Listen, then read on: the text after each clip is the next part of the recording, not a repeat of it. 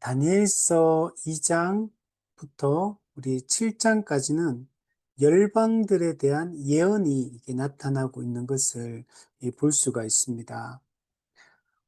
차후에 진행될 세계 역사가 이제 어떻게 진행될 것인지 보여주고 있는 내용이 2장부터 7장까지 내용이라고 할 수 있고, 또 궁극적으로 메시아가 궁극적으로 도래할 메시아 왕국, 즉 하나님의 나라가 얼마나 탁월한지 알려주고 있는 내용이 2장부터 7장까지 내용이라고 얘기할 수 있습니다.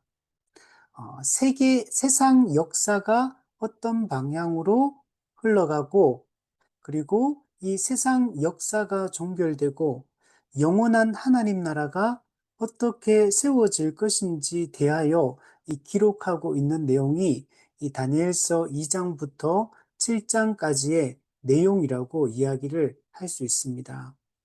그러니까 이 다니엘 이 시대부터 시작해서, 그리고 바벨론 포로로 끌려온 이 시점부터 시작해서 앞으로 이 세계의 역사가 어떤 흐름으로 이어지고, 최종적으로는 어떻게 인류 역사가 종결되고 영원한 하나님 나라가 세워지게 될 것인지, 하나님의 이 세계 경영에 대한 이 모든 그 내용들이 기록되어 있는 게 이 다니엘서다라고 얘기를 할 수 있습니다.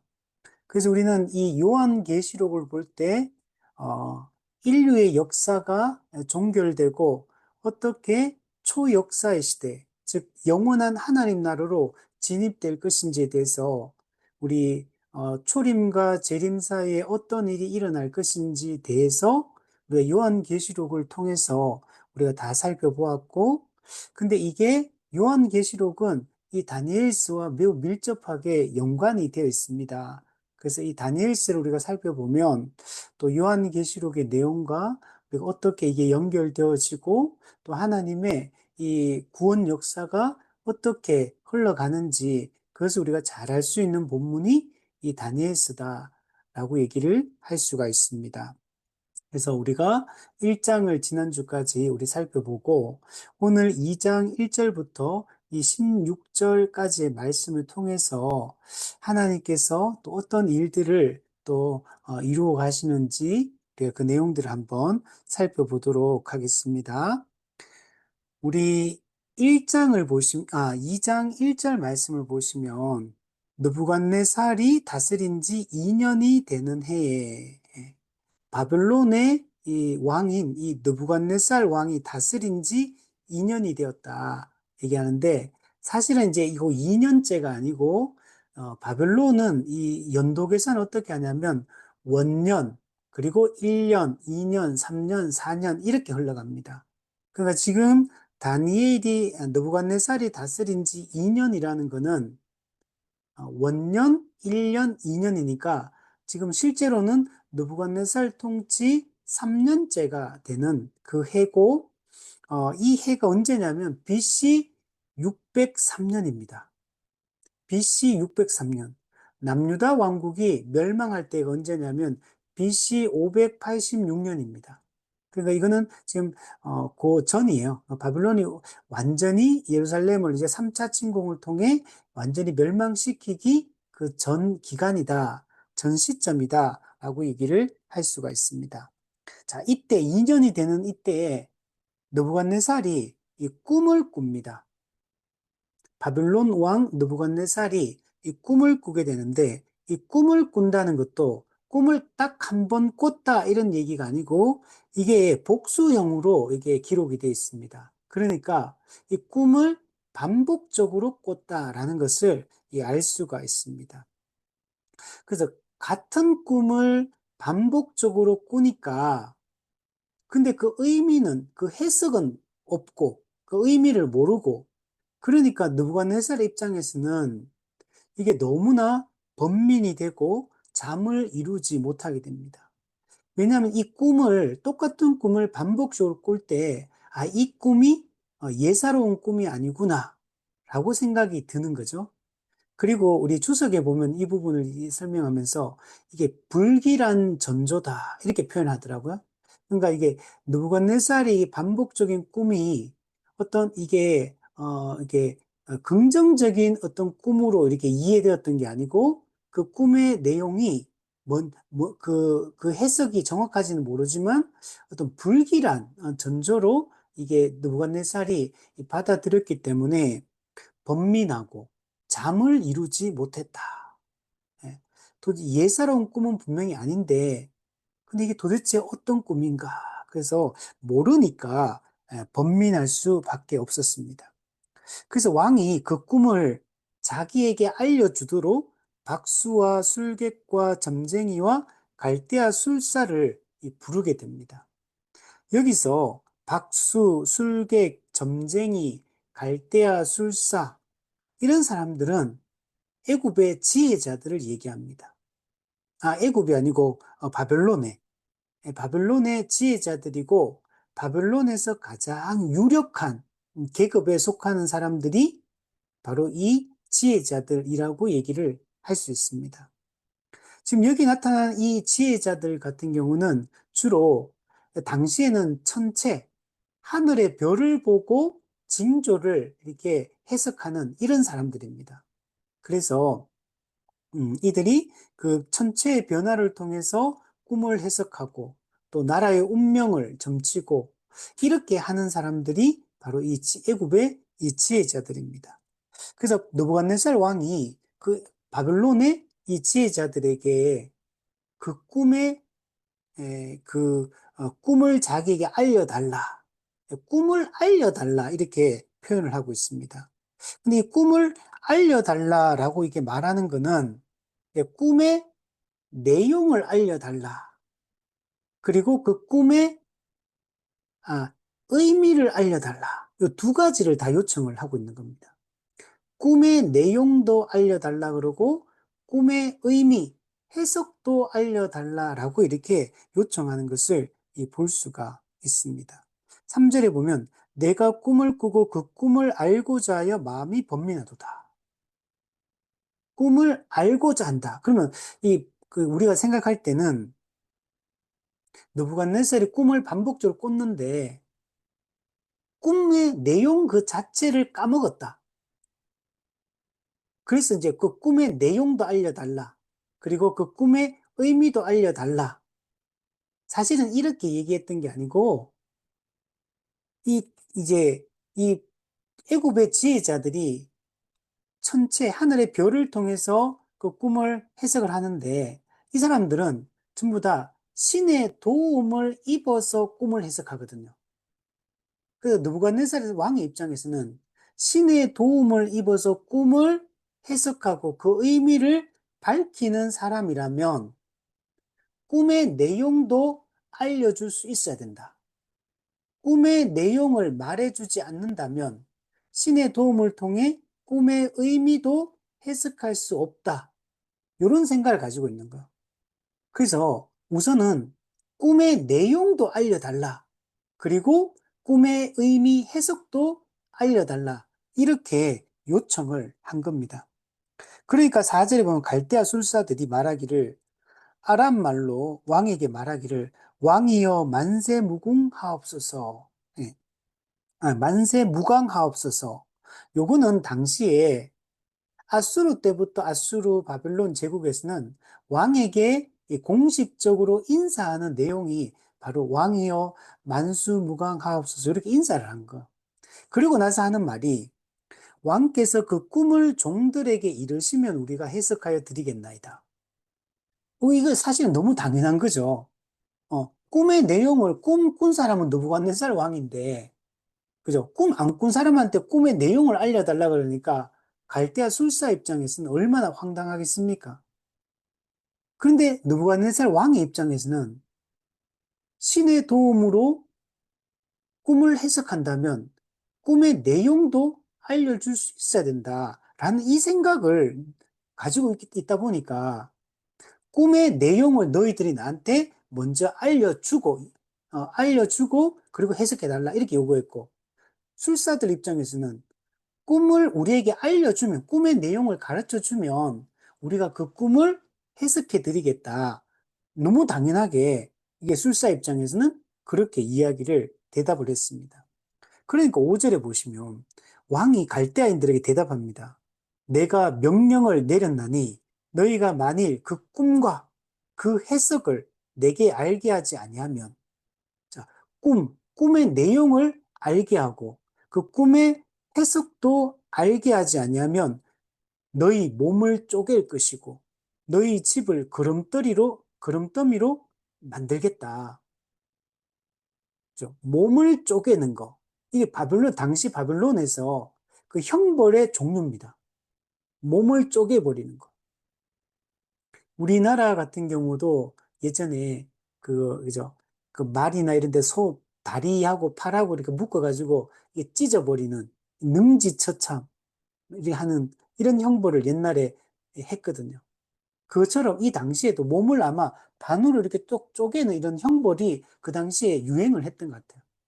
그래서 너희가 만일 꿈의 내용과 꿈의 의미를 알려주지 않으면 너희 몸을 쪼개버리겠다. 정말 이 느부갓네살이 약간 되게 잔혹하고 되게 폭군과 같은 이런 모습을 보이고 있다는, 아주 잔인한 면모를 지금 보여주고 있다는 것을 알 수가 있습니다.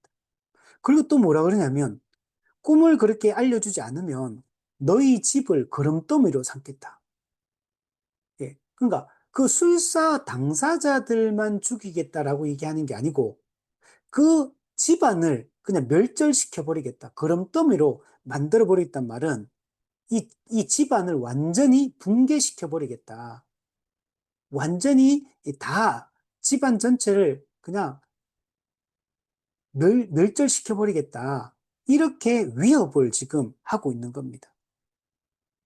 얼마나 이 느부갓네살 왕이 이게 잔인한 사람인지, 이게 얼마나 고집스럽게 자기 생각을 주장하는 사람인지를 볼 수가 있습니다.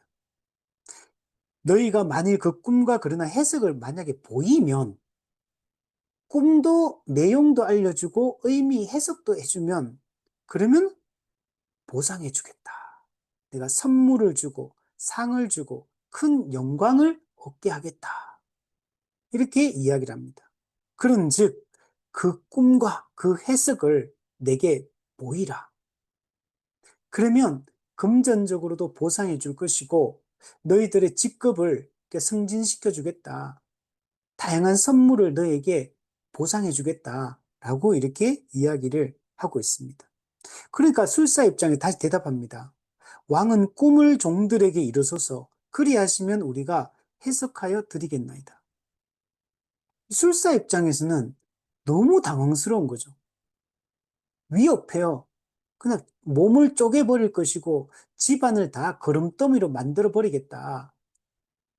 그러니까 꿈과 그 의미를 해석을 해주지 않으면 이렇게 한다고 위협하니까 이 얼마나 황당하고 당황스럽고 또 얼마나 두렵고, 왜냐하면 자기들이 할 수 없는 걸 요구를 하니까 술사들 입장에서는 너무나 이게 황당한 상황에 지금 놓이게 된 겁니다. 그러니까 8절을 보세요. 왕이 느부갓네살이 이렇게 얘기해도 느부갓네살 왕은 자기 뜻을 굽힐 생각이 없습니다. 내가 분명히 아노라. 분명히 안다. 너희가 나의 명령이 내렸음을 보았으므로 시간을 지연하려 합니다. 그러니까 왕의 명령이 떨어졌는데 만약 그 왕의 명령을 수행하지 않으면 그 당시로 봤을 때는 왕은 신적 존재거든요. 이 당시에 이 왕권이라는 거는 엄청난 권세거든요. 근데 왕의 명령이 공식적으로 내려졌는데 이 명령을 어기면 당연히 이들은 다 사형에 해당하는 겁니다. 다 죽을 수밖에 없어요. 그런데 지금 너희들이 지금 이 시간을 지연시켜 가지고 명령이 내렸다는 거 알고 어떻게든 지금 요 위기 상황을 모면하려고 지금 너희들이 지금 술수를 꾸미고 있다. 지금 시간을 지연시켜 가지고 어떻게든 요 빠져나가려고 이렇게 하는 것이다. 시간을 벌기 위해서 이게 잔꾀를 부리고 있다. 지금 이렇게 느부갓네살이 이야기를 하는 겁니다. 너희가 만일 이 꿈을 내게 알게 하지 아니하면 너희를 처치할 법이 오직 하나이다. 처치할 법이 오직 하나다. 이 말은 사형밖에 없다는 거. 왕의 명령이 내렸는데 이 명령을 따르지 않기 때문에 사형이 적결 처분을 할 수밖에 없다라고 얘기합니다. 그러면서 하는 말이 이는 너희가 거짓말과 망령된 말을 내 앞에서 꾸며 말하여. 지금 거짓말하고 있다는 거예요. 망령된 말을 하고 있다. 이 사악한 거짓말을 지금 이 술사들이 너희들이 내게 하고 있다. 이렇게 얘기합니다. 그러면서 때가 변하기를 기다리라 합니다. 이 때가 변한다는 말은 어떤 상황이 이 변화가 일어나가지고 이 꿈의 내용을 알려주지 않아도 이 상황이 이게 넘어갈 수 있는 어떤 특별한 상황. 이걸 지금 너희들이 때가 변하기를 기다리고 있다. 그러면서 예, 이제 그 꿈을 내게 알게 하라. 그리하면 너희가 그 해석도 보일 줄을 내가 알리라. 이거 보세요. 꿈을 알게 하면 해석할 수도 있고, 꿈을 알게 하지 못한다면 꿈을 해석하지도 못할 것이다. 이 생각을 느부갓네살 왕은 확고하게 가지고 있는 것. 꿈의 내용보다 의미를 해석하는 게 더 어려운 일이거든요. 그러니까 너희들이 꿈의 의미를 신들의 이름으로 꿈의 의미를 해석할 수 있다면 꿈의 내용을 알려주는 것은 더 쉬운 일이기 때문에 그걸 할 수 없다면 꿈의 해석도 불가능하다. 그러니까 꿈의 내용부터 알려줘라. 그리고 그 꿈의 의미를 해석해달라. 이렇게 느부갓네살은 요청을 하고 있는 겁니다. 그러니까 10절에 보세요. 갈대아인들이 왕의 앞에 대답하여 이르되 세상에는 왕의 그 일을 보일 자가 한 사람도 없으므로 어떤 크고 권력 있는 왕이라도 이런 것으로 박수에게나 술객에게나 갈대아인들에게 물은 자가 없었나이다. 근데 왕에게 말하는 거, 이런 걸 요구하는 왕은 아무도 없다는 거.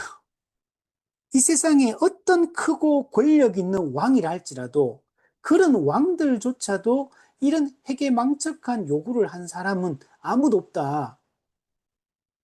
지금 이렇게 얘기를 하는 겁니다.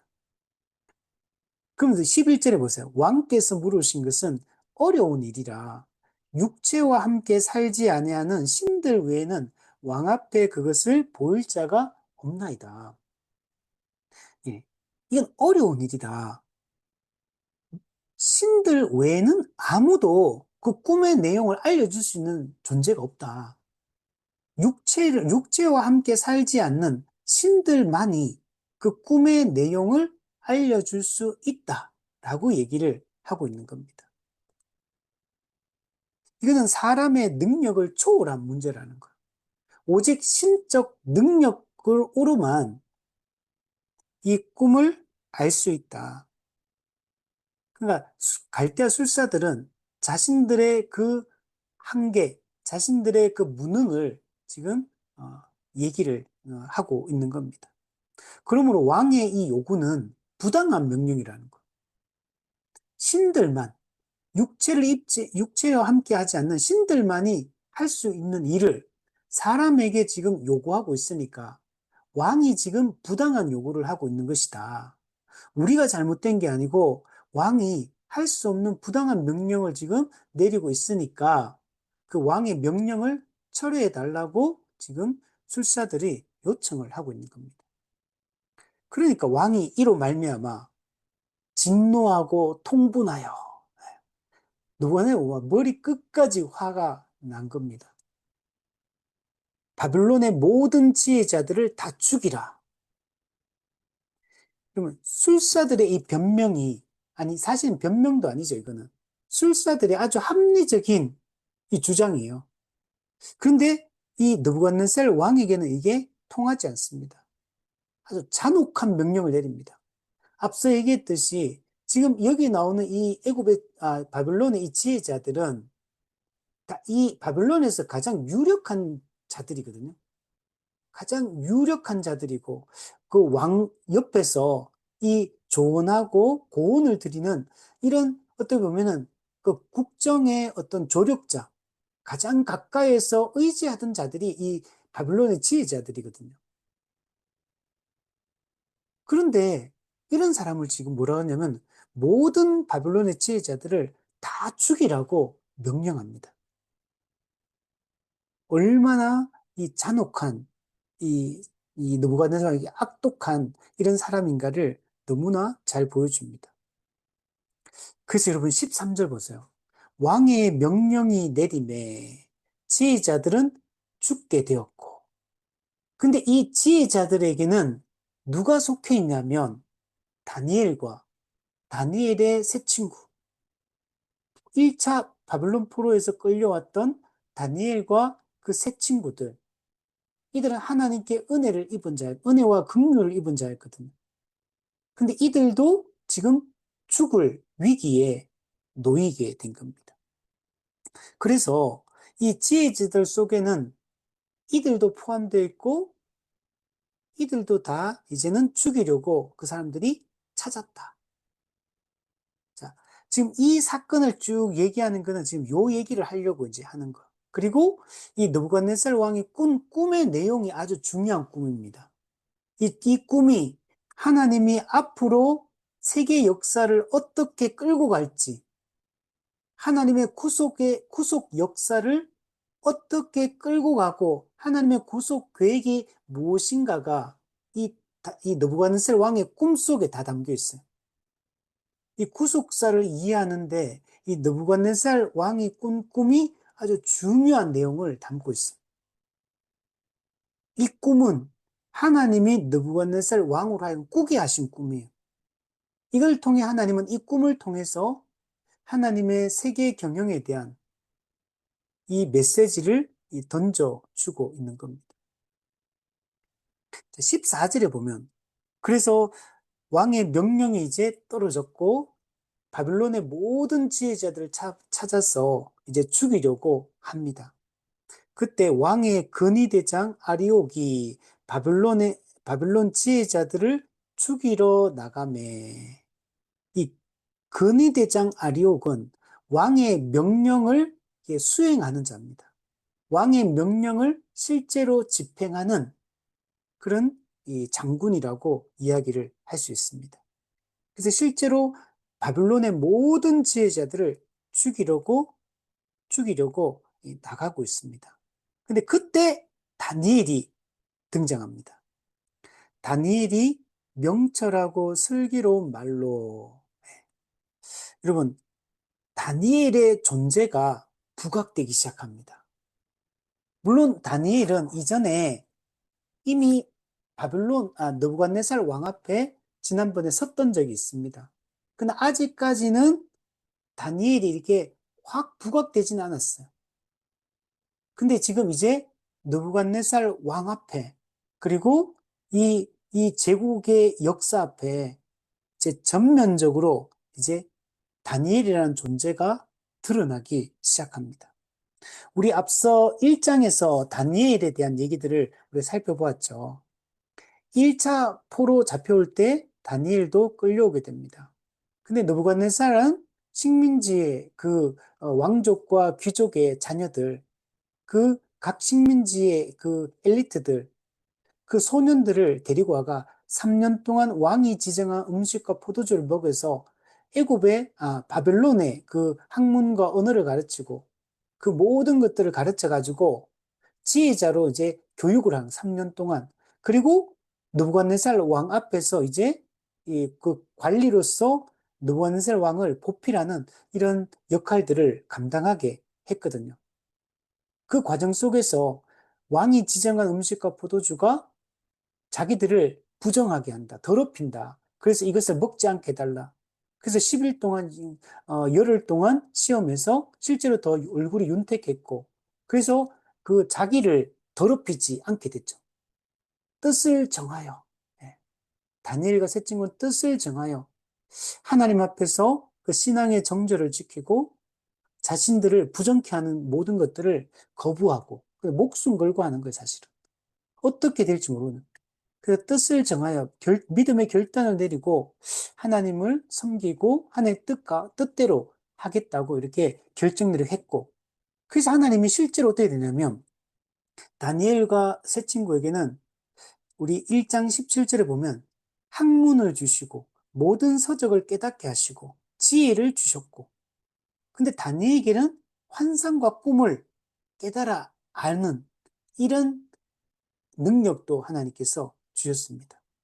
우리 20절에 보면 느부갓네살 왕이 3년 교육했던 그 모든 소년들을 불러가지고 식민지의 소년들 불러가 이게 그것을 확인하는데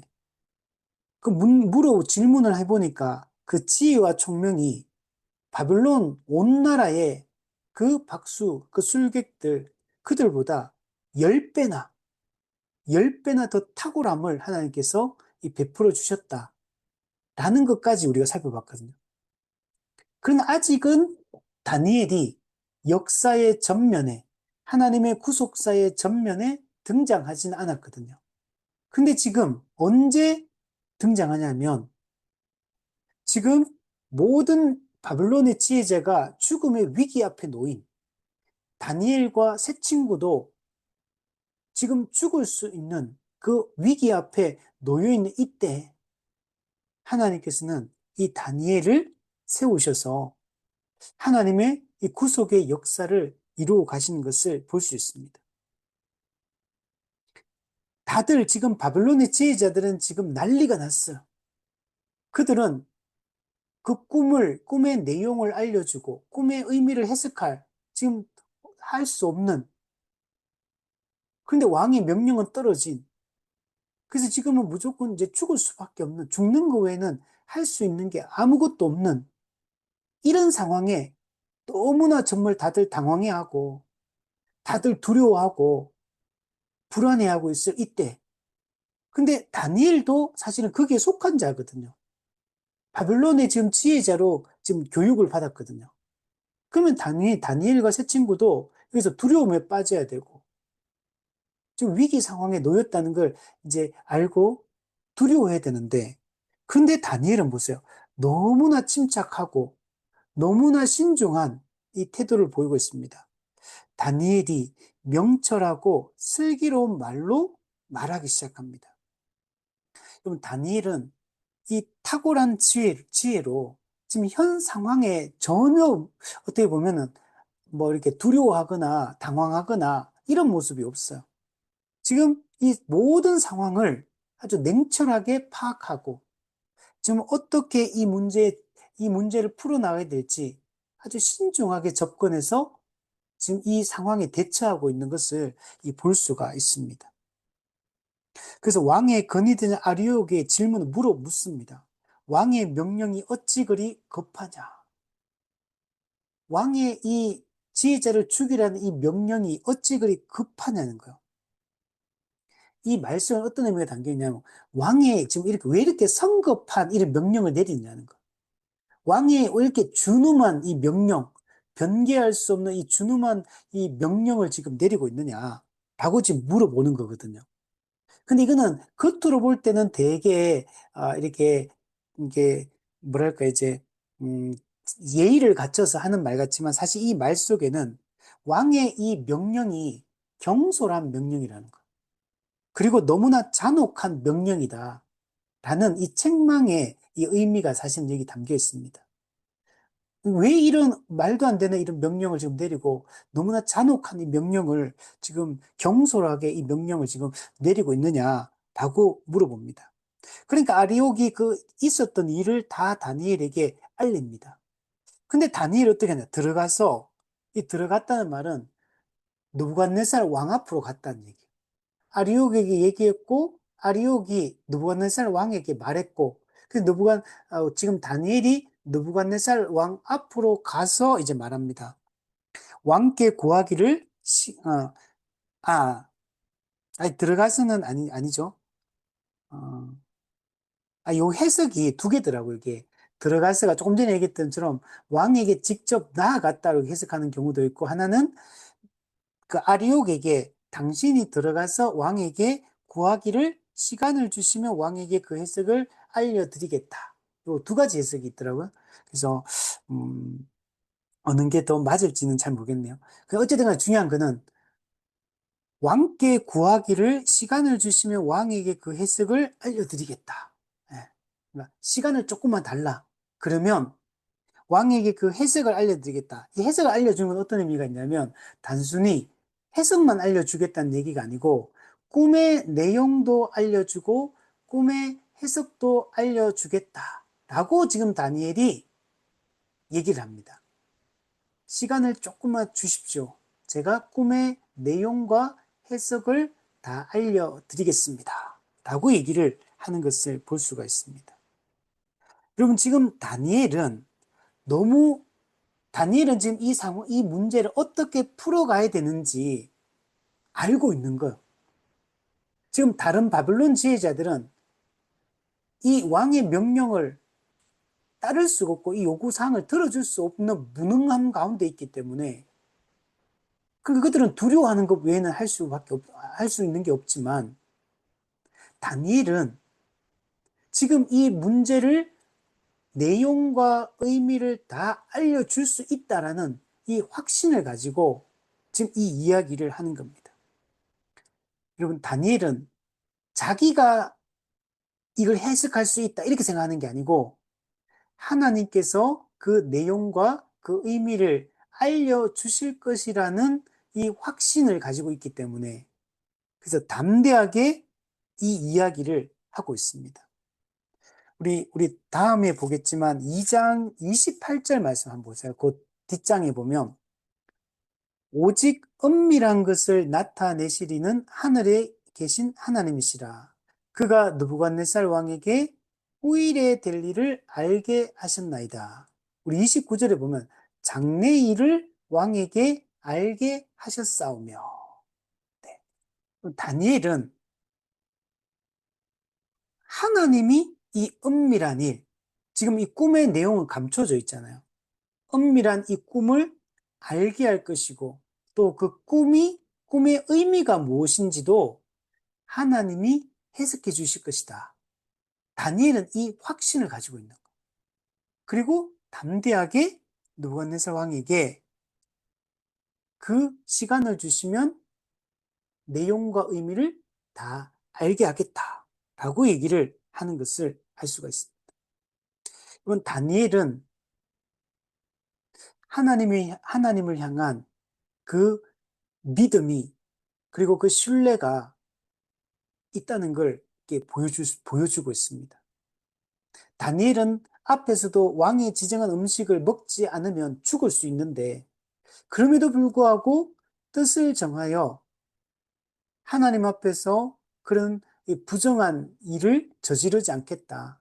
하나님 여호와 신앙을 끝까지 지키겠다는 이런 다짐을 했고, 그 여기서도 또한 이 다니엘의 마음속에는 하나님이 이 지금 포로로 끌려오는 이 상황들, 그리고 지금 이런 모든 처한 위기들, 이 모든 것이 하나님의 뜻 안에 있다는 것을 다니엘이 알고 그 하나님을 향한 이 신뢰를 가지고 있다는 것들을 알 수가 있습니다.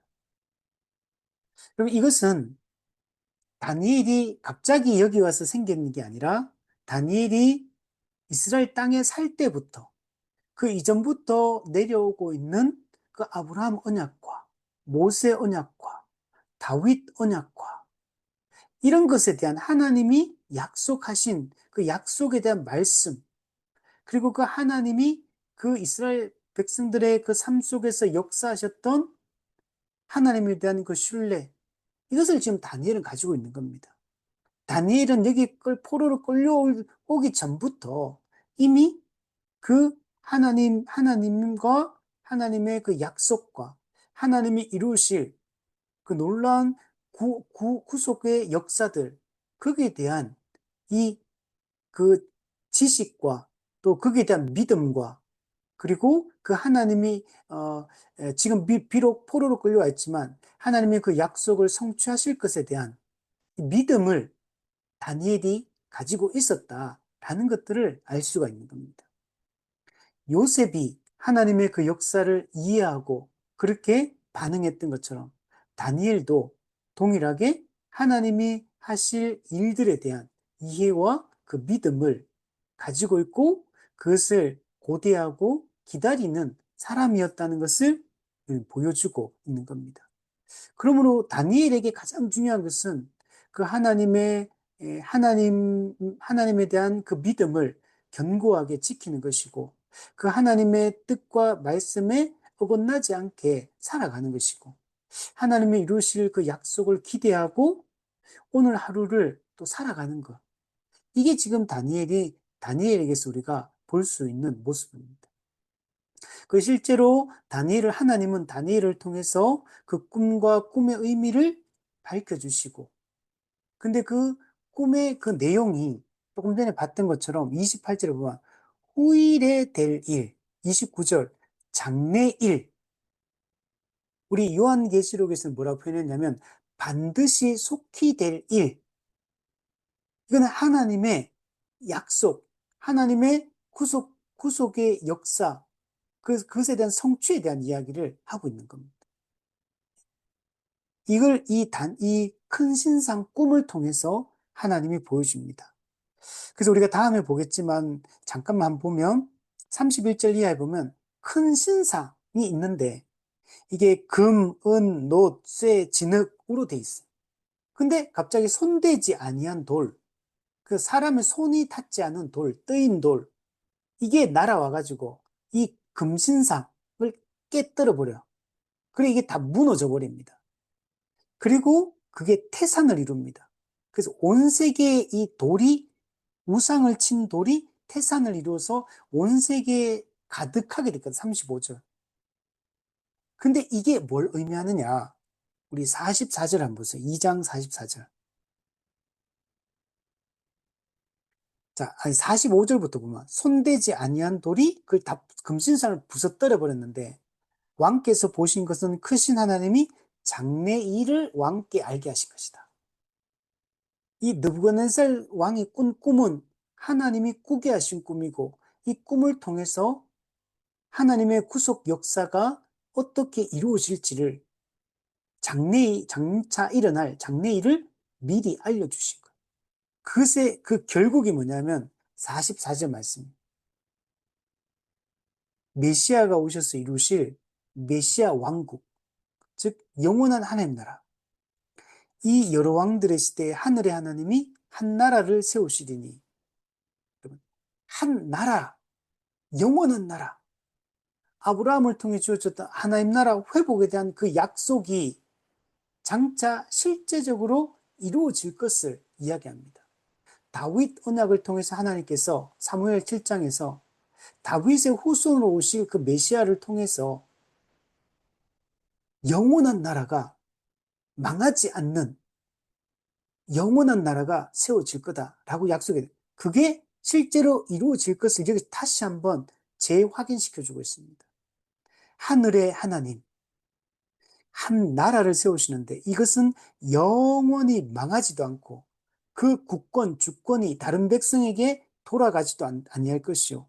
도리어 이 모든 나라, 이 여러 왕들의 시대에 있던 이 여러 나라, 이 세상 제국들, 이걸 쳐서 멸망시키고 영원히 설 것이다. 하늘의 하나님이 세우실 그 나라에 대해서 이야기를 해주고 있습니다. 이게 요한계시록 11장 15절에 보면 세상 나라가 하나님의 나라가 될 것이다. 세상 나라가 그리스도의 나라가 될 것이다. 실제로 지금 여기서 하는 약속이 장차 될 일, 후일에 될 일인데 이 시점으로 봤을 때는 이게 실제적으로 성취하시는 것을 요한계시록에 가면 우리가 볼 수 있는 겁니다.